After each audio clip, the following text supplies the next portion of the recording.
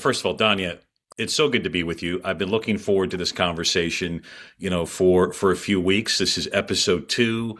This is the second riff, and hmm I know last night you heard many riffs in concert. Jacob Dylan, I was telling my husband, this is Bob Dylan's son. Yeah, It, he looks so much like his dad. And the only bummer about this whole thing is that I screamed and I sang at the top of my lungs. nice. And today, my, what is it, your larynx? I don't even know. I'm just a Something like little that. bit sore, but I'm still ready to jam.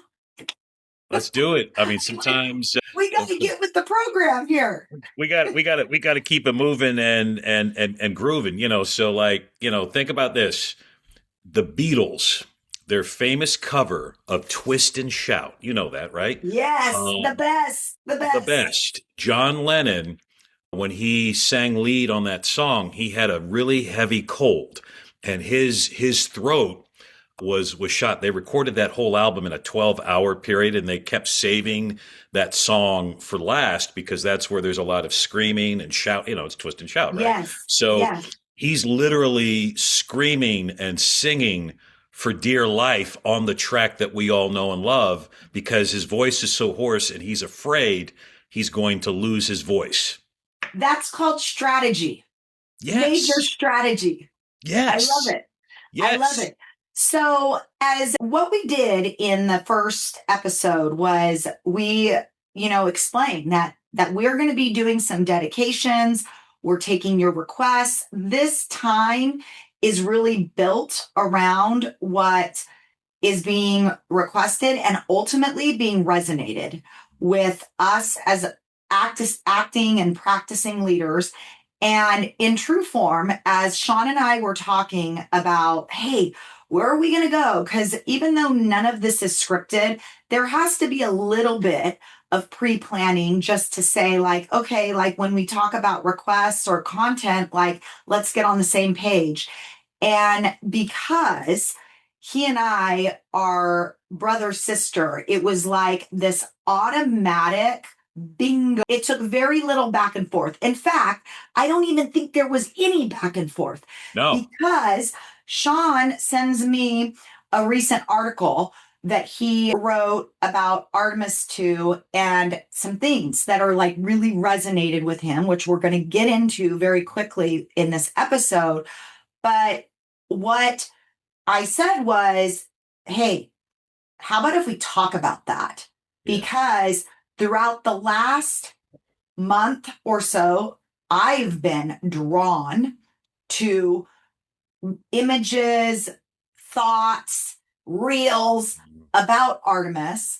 And that just shows you right then and there the connection that we have. It's like, heck yeah, we are going to jam on takeaways, on things that just like absolutely moved us, as I'm sure moved many of you. Before we do that, we want to quickly dedicate this episode. And we're really going to talk about, the flight crew and our ride or dies. And the job of leadership is messed up dramatically when we go about this stuff alone or taking the rogue route. Like, oh, I got this, right? And in fact, in my second book, my very first chapter is called The Flight Crew for that reason, Against the Wind, Leadership at 36,000 Feet. And I dedicate that book to my flight crew. Well, that's been about 3 years. And now, this journey that I'm on in my current involvement, I have a really powerful dedication to Kim Strobel, who is my girl, my sister. Sean, you're my brother. She's my sister. And in this evolvement of life where I'm at currently, Kim has been 100% pivotal in not just being like this awesome thought partner, but in 3 years ago, being someone to be like, look, girl, if you want to like go ahead and take this thing to another level, you have choices to make. And you're not going to get there by doing what you're currently doing. And so her real talk to me has been pivotal. And by the way, the person that I reach out to when I'm like super depressed about going like, damn, I just got 3 rejections in a row for speaking. That really sucks. And she's like, yep, I got 4 last week.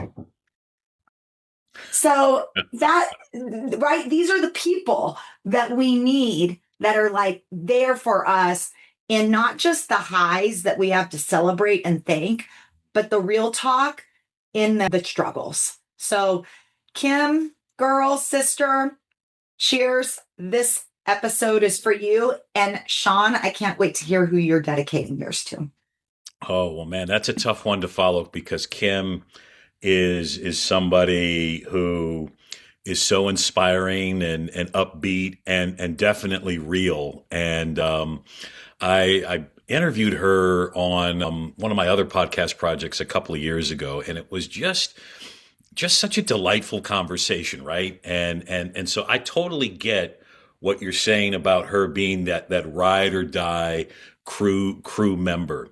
And I kind of did some deep reflection, since we kind of landed on this, and I'll talk more about this notion of who is in my crew, who's in your crew, who's in our crew, and what does that mean? But the person that really, I mean, there's several. I'm blessed to have several, but I want to honor the challenge of one. So this is a guy who I fanboyed years and years and years ago when I read it was actually the kind of the first real book that I read about leadership and specifically school leadership. And his book has gone through different editions, and I actually had the absolute joy of meeting this guy in person, and we've become friends, and although we don't see each other every all the time, but it's like when we do meet or when we do speak, it's like we pick up right where we left off, and that is Todd Whitaker. Oh, man. That's my guy. That is my guy. That is my guy. He's the author of What Great Teachers Do Differently, of course, and then What Great Principals Do Differently. And he's a guy that he is, as I tell him, or I tell folks, he's my Beatles. And when I had my heart episode a couple of years ago, he reached out and checked on me, and he's just, again, he's that guy that you want to have in the foxhole with you. Or I know his favorite movie is Butch Cassidy and Sundance Kid, so I am always going to be the Sundance Kid to his Butch Cassidy. I mean, he's just the man, but he's real, and he's just a good bloke. So cheers to Todd, cheers to Kim, and the impact and the influence that you make wide and deep in so many of our lives. Cheers to that, brother. All right. Well, this is the show. This is the jam sesh, and we are so excited. I'm so excited to talk about just to riff. And we're going to start with really talking about something that's been sitting with us in a real way.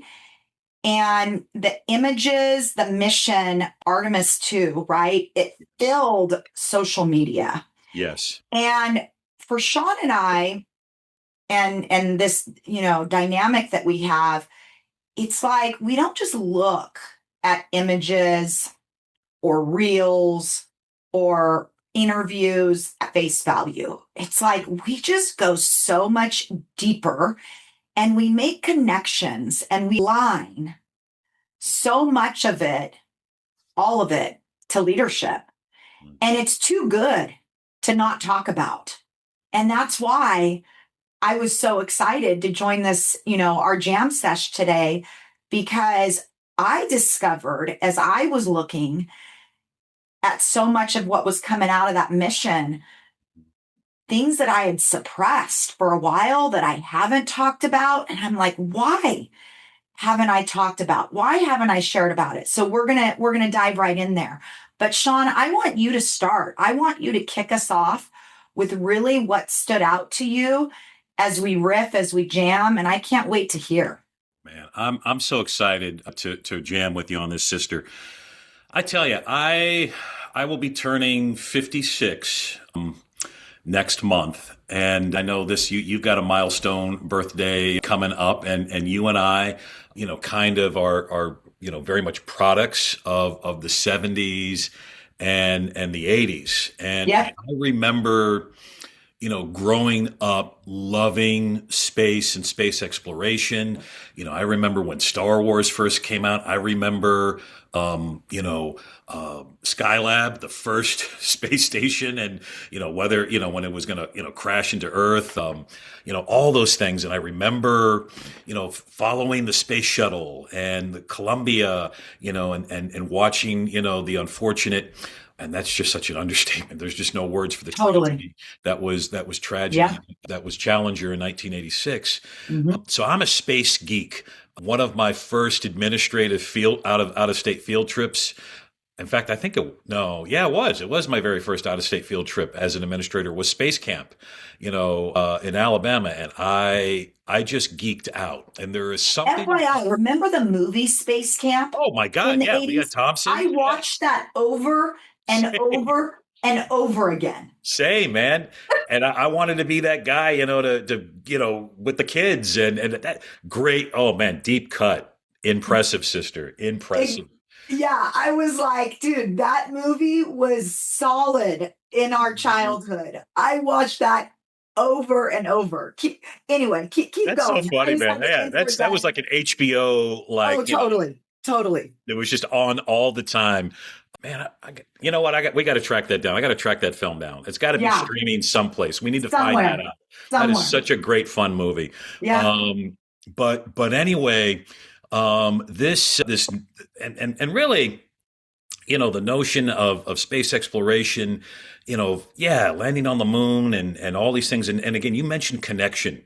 And I would use different connections in my leadership or, in my principalship and trying to illustrate different truths and to build inspiration, So I was quoting the John F. Kennedy "We choose to go to the moon" speech and using that, when we were doing school turnaround work, or if we were down and out because of test scores or public perception, that's when I dug deep into my failure is not an option, Apollo 13 ethos.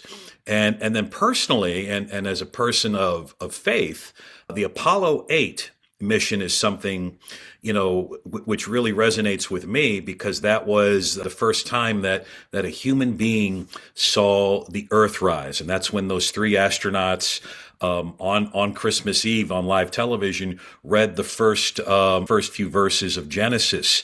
So very, very, very powerful.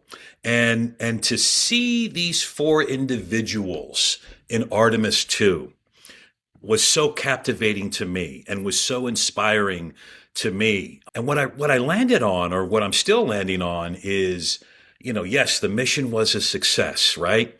And we were able to achieve, all kinds of, advances in that exploration of the moon, the return to the moon, and all of those things. But you had four different people, right, who did not choose to be together at all. They didn't get to pick the crew. They were picked. And somehow, I'll tell you, something deep happened to them.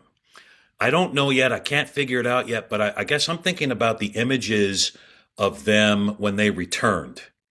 There's a couple of pictures of them on the helicopter, and you literally see them leaning on each other, relieved, at peace, comfortable. So I thought, what is it about this crew that changed them? Todd Whitaker talks about how, like, when you lead a faculty meeting, the goal is that people come out differently, right? And I thought about that as a crew or as a team or whatever it is that when you walk away from that crew, when you walk away from that team, you should be transformed in some way, shape, or form. And we've all been in different teams and departments over the years, some good, some horrible, some nightmarish.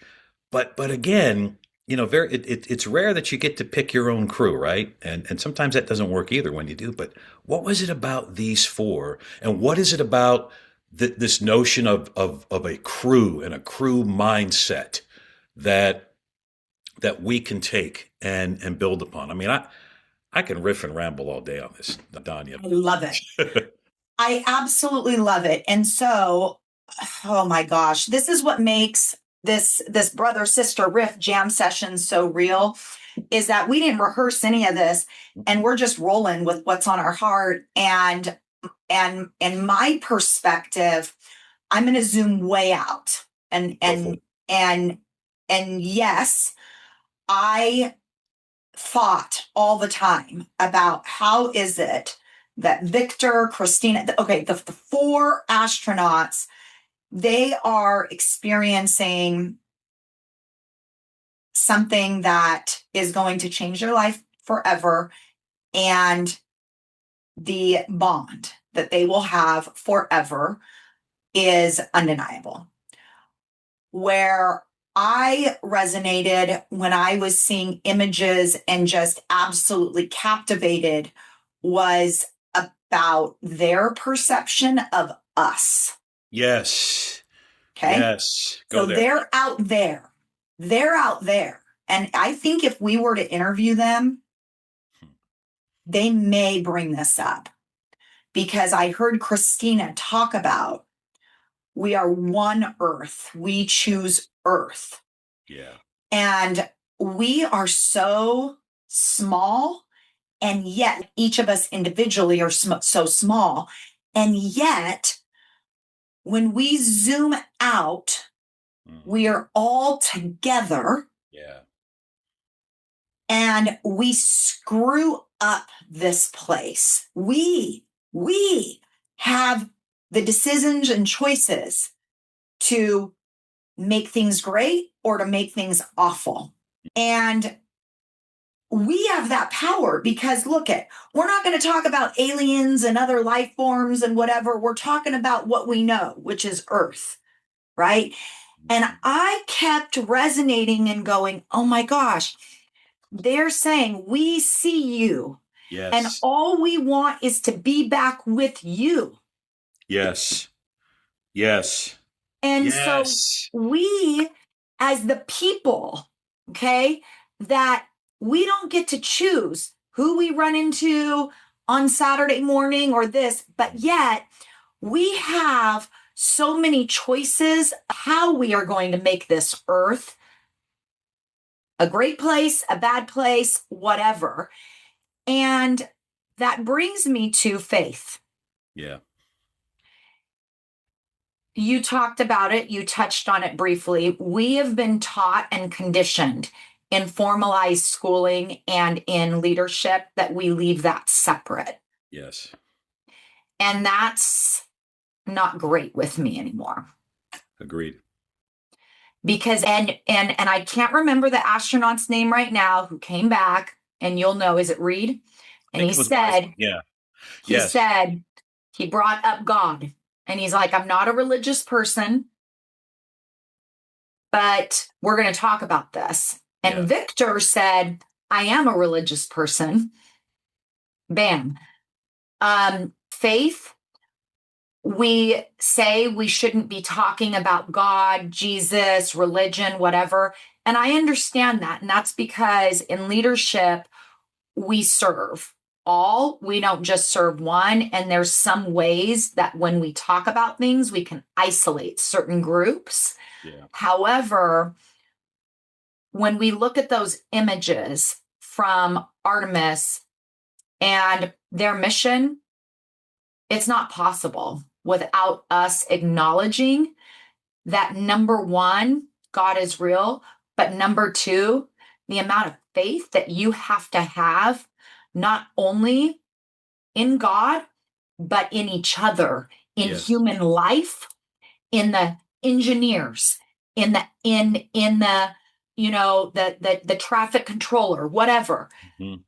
It to get it right, our faith in humans has to be so freaking elevated and high for these missions to even happen in the first place, that if we can't acknowledge God as the center stone in all of this, we're missing the mark.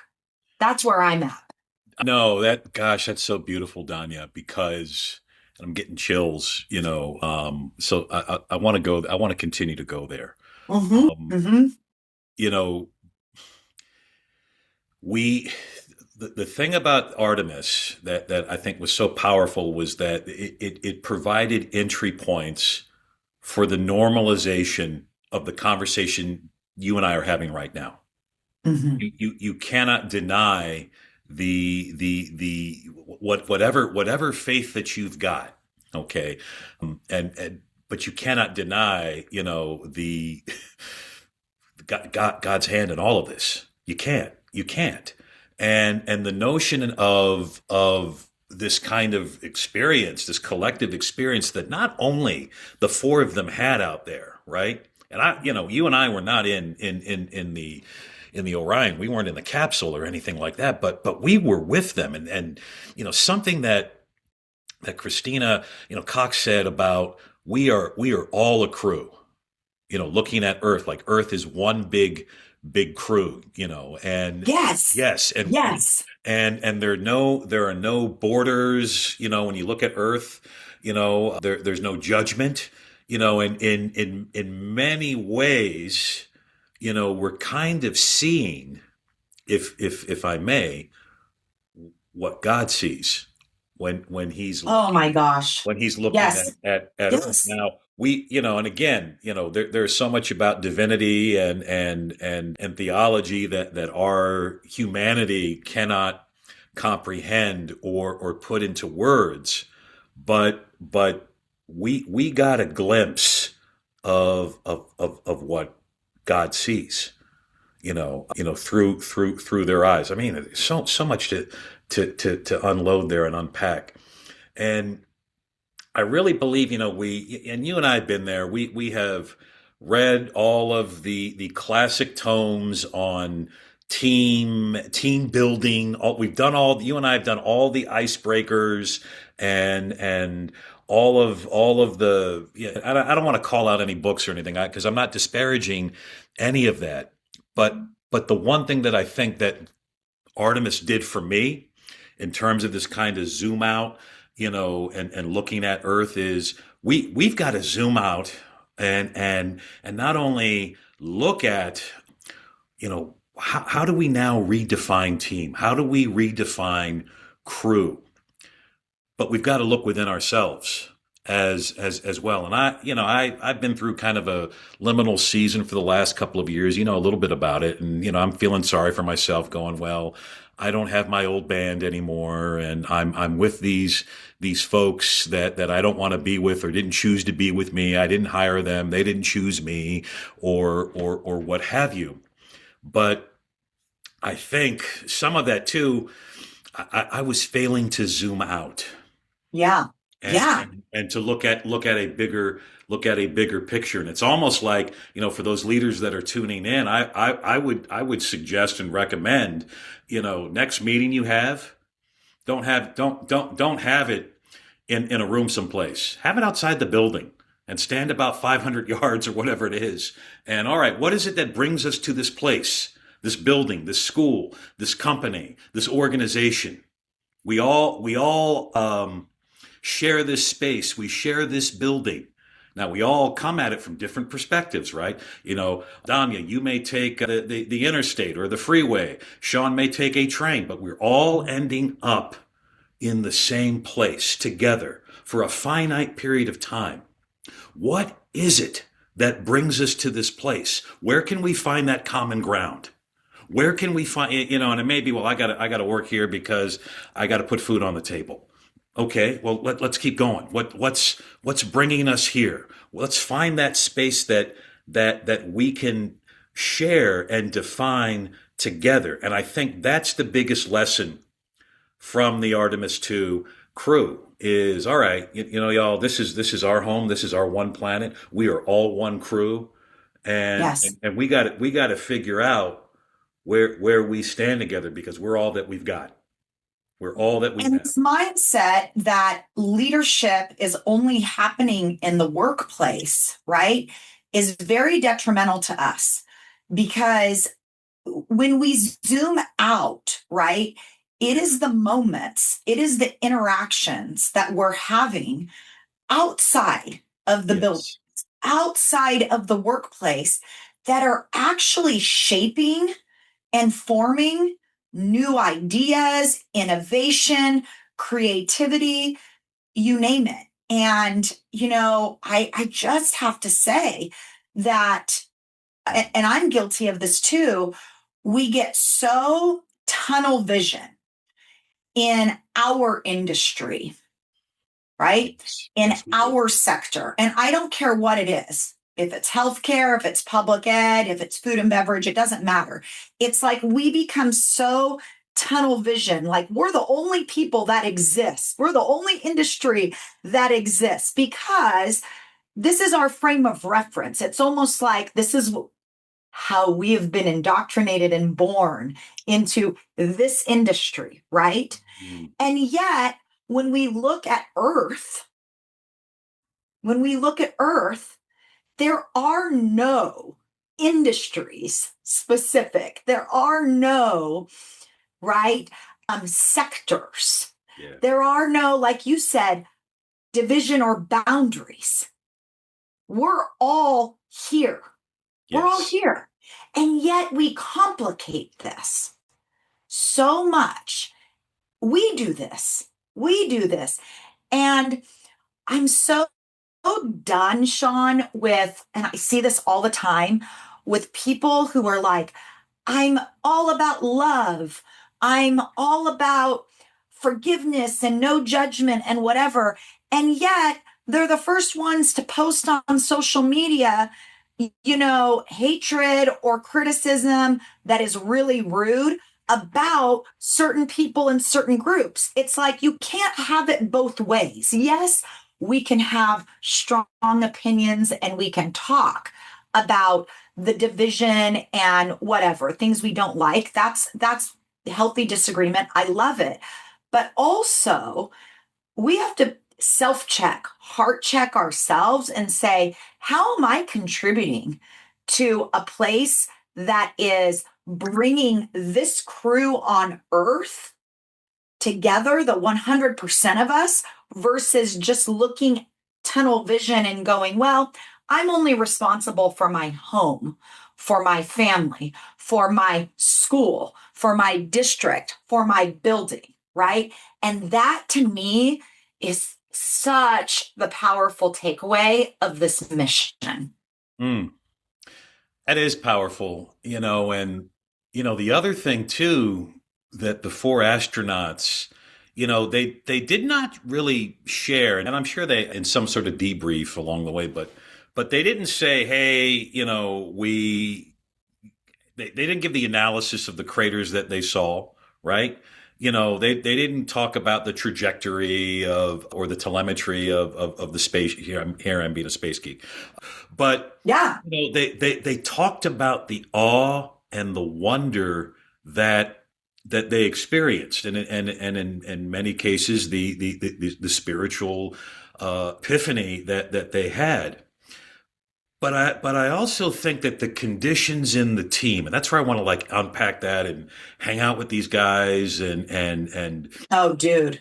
like big time. Like we should have like gone to Houston or Cape Canaveral, and done this podcast episode.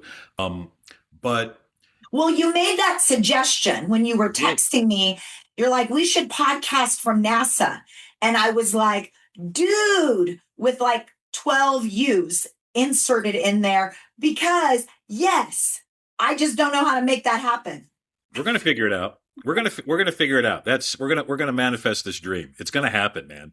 Road trip. So Sean, looking at this crew, right? Yeah.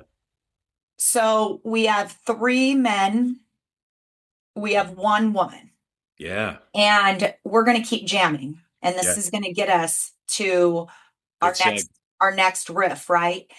Is that Talia had submitted a request Mm-hmm. that we talk about from the leadership perspective, how to lead, how women lead and navigate spaces where they are supervising, managing men. Yeah. And the reason that Talia brings this up is not because from the spirit of being anti men or anti gender or division, but truly because there is, from facts, right, evidence, there is an imbalance in the male to female ratio in leadership. We see it in the crew, right? NASA in general, I think it's about 15% women astronauts, 85% men. In leadership, we have about a 65-35 split. So, what Talia brings to the surface is a very real scenario and challenge of, look, I'm being tasked to lead, and she's in sales, more in the sales industry, but regardless of the industry, I'm being tasked to lead men and really want to talk about how to navigate that space where it's not necessarily common. And I just want to throw out here right away is, number one, thank you for bringing that to the surface. This is not necessarily easy stuff to navigate and talk about. But number two, if we don't approach this from the mindset of we are one crew, no matter our gender, right? Right. Christina is one woman out of the four, right? 25 to 75 there, right? Mm-hmm.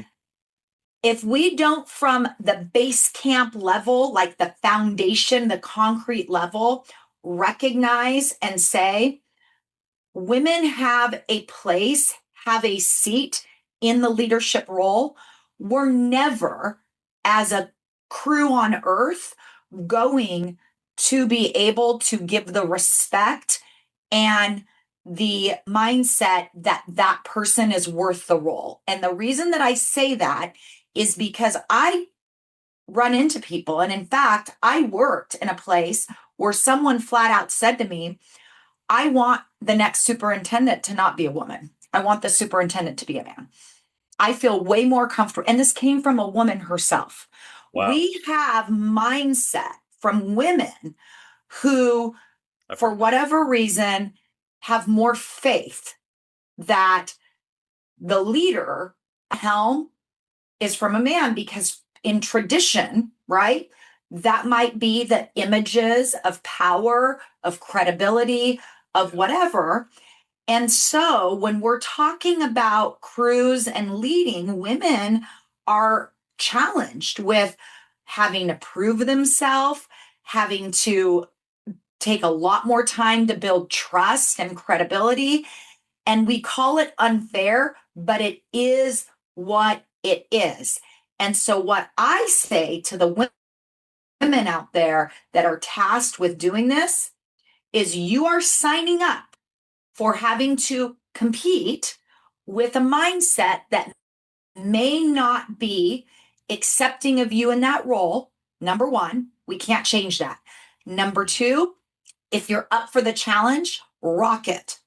Come in with the confidence, go full steam ahead, and you've got the opportunity to do it and to do it well, and you go. And that's where I'm at with this. It's going to be a challenge. The gap exists, the mindset is there. But if you're up for it, you got it. And you're just going to have to be yourself. You're going to have to work and take the time that's going to be a little bit longer than potentially it would take if a man was in that position, but we got to roll. Where are you at with this? It's interesting. Two points, and I loved, by the way, the seg into this. That was just masterful. It was so freaking cool. You know, I'll talk about Artemis briefly, and then I'm going to loop it into my role as a father, a girl Love dad. it. Of Um, two girls, right? three. Three girls. Yeah, three. Whew. So you think about how that crew, I couldn't tell you really who was the commander. Um, I think it may have been Wiseman, I believe, for those, I think it was Victor. I or think may have been Victor. Victor. I don't know. But you had four different people. You, Mm-hmm. you you had someone who was white, someone who was black, someone who was Canadian, and someone who is a woman. And you didn't see any kind of hierarchy, you know, or any kind of the typical male female tropes. Case in point, who fixed the toilet on the ship, right? It was Yes. it was Christina. It was badass Christina. It was total badass move, right? So I think there's something there, right? To draw from. If you can find that common ground, if you're, gosh, I suck at plumbing. I'm going to be honest with you. I wouldn't know what to do. And Donya, my God, if you knew how to fix the freaking toilet so that it doesn't smell, like crap all the time, go for it. Thank you. I think about this as someone who is the father to three adult women. Our oldest Mhm. daughter is going to be 27 next week. Our twin daughters are going to be 23 in June. And I think about how would I want them to be treated in the workplace. My oldest daughter's graduating from law school in a month. I certainly hope that all of the opportunities that she has worked for are available to her. Both my twin daughters are in graduate school, and I hope that no one is lessening them or diminishing them, or any of my daughters for that matter.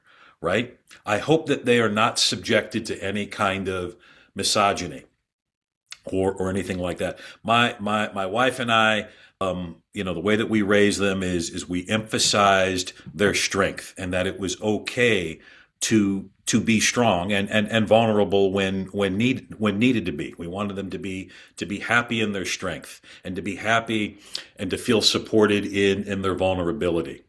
And so I would say to the dudes that are tuning in right now, is really be mindful, right? And to really think about the women in your own life, be it your mother, an aunt, sister, if you have daughters or nieces or what have you, and think about how you would want them to be treated and empowered in the workplace. And that mindset you need to transfer into your own practice in whatever organization. I would also say too to this is, my dad said, you know, be careful what's said in the room when no one's in there. Oh, totally. So in other words, and this is for any any category, right?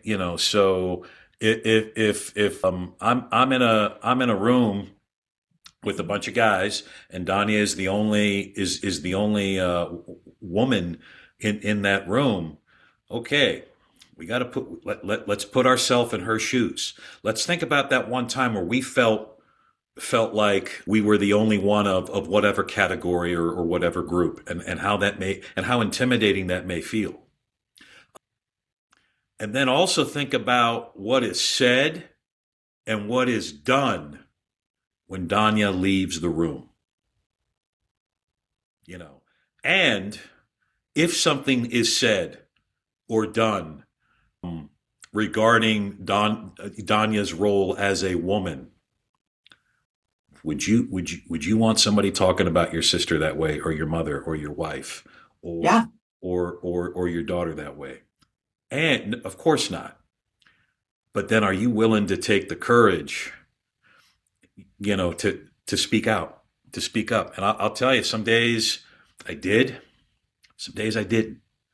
And I think the older I get, and the older that my daughters are becoming, and as they're growing in their womanhood, the more, I guess, the less tolerance I have for that kind of stuff has increased.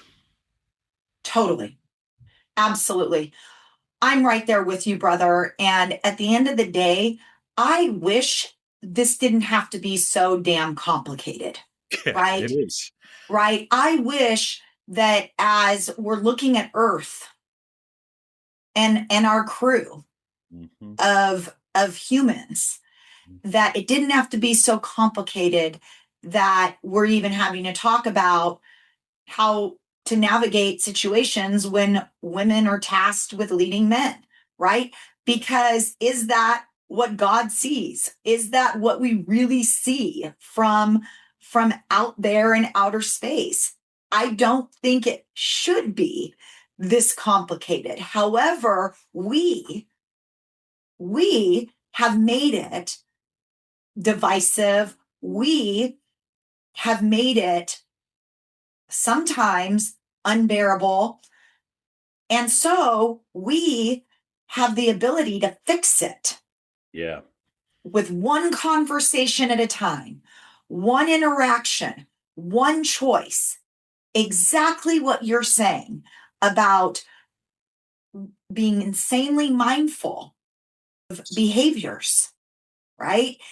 And so by talking about it and by bringing the problem to the surface that exists, to me is super healthy. And, kind of going back full circle to the dedication, Kim has been very, outspoken about inequities in gender. And this is what I mean by that. Like, she'll put things out on her socials where she's like, look, you're looking at this next conference, and this next conference has 10 keynote speakers, and one is a woman, and Yes. 8 are men. Yes. And honestly, I'm guilty where I don't even notice that stuff. I'm being serious. I really actually don't notice it because I just feel like my brain is conditioned that that's just who is primarily speaking out there as men. But our organizations being really mindful that we're further contributing to the problem. Event planners, right? Right. Whoever's recruiting the speakers, am I further contributing to the problem, this inequities, by stacking the speaker lineup with men? Or am I being very strategic with saying, look, we need to have more of a balance here? That strategy, we Yes. control that on Yes. Earth. We Yes. have the choice to make that different. And so as we close, I just love, love, love this conversation because at the end of the day, by us conversing about Artemis and lessons, what we're doing is we're just like elevating that we as humans ultimately have choices to make together here to bring us closer or to further contribute to a divide that already exists in so many places. And I want to be insanely mindful in my interactions outside the home, contributing to the good. Yeah. That's just such a beautiful thought. That I love how your use of words, insanely mindful. And when we have that mindfulness, then we can develop that empathy. Yes. Then we can find that common ground, that shared humanity that we all have, and then we can help bring out the best in each other. I truly believe representation matters, right? Mhm. And the fact that you did have a diverse crew, I believe that was intentional, and that was Oh intentional yeah. because of the spark and the catalyst. I mean, I think about my daughters, and how we would read to them about like Jane Goodall and Rosa Parks and Ruby Bridges and all of these folks, because representation matters. I think about the fifth Beatle, Billy Preston, who played with them on their final live performance. He's black, and I, even though I'm very light skinned and fair, that meant a whole lot to me, because I would think, well, man, if these four white guys would include a black guy, well, then maybe there's room for me someplace. Maybe there's room for me in their band and in their crew. But I love this notion of being that, having that kind of, hyper mindfulness, and then that being the catalyst for empathy, and then that empathy being the catalyst for finding common ground and locking arms with your crew. Cheers, brother. It's been amazing jamming with you, and can't wait for next time.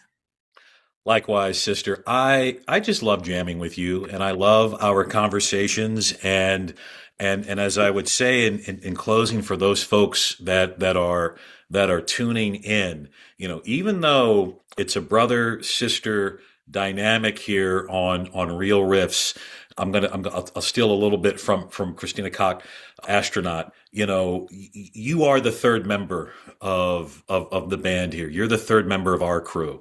And if you feel like you don't have a crew right now, or you're not fitting in to your crew, call us on. There's always room at the table. There's always room in the spaceship for you. So that's a wrap up for Real Riffs. Keep sending us your requests. This podcast is for you, and we are grateful for any ideas and requests that we can jam on and riff on in our session. And thank you for trusting us with real conversations. We will keep showing up. We will keep jamming. We will keep coming to the table. We will keep, wrestling with real and being real. So none of us are in this work alone. And I'm glad that I'm not alone with Donya, and that we are in the band together, my friends. So thank you so much for tuning in, and we will catch you on the flip side. This is Sean with Real Riffs. This is Donya with Real Riffs. Love you, brother. Love you, sister. Thanks, everyone.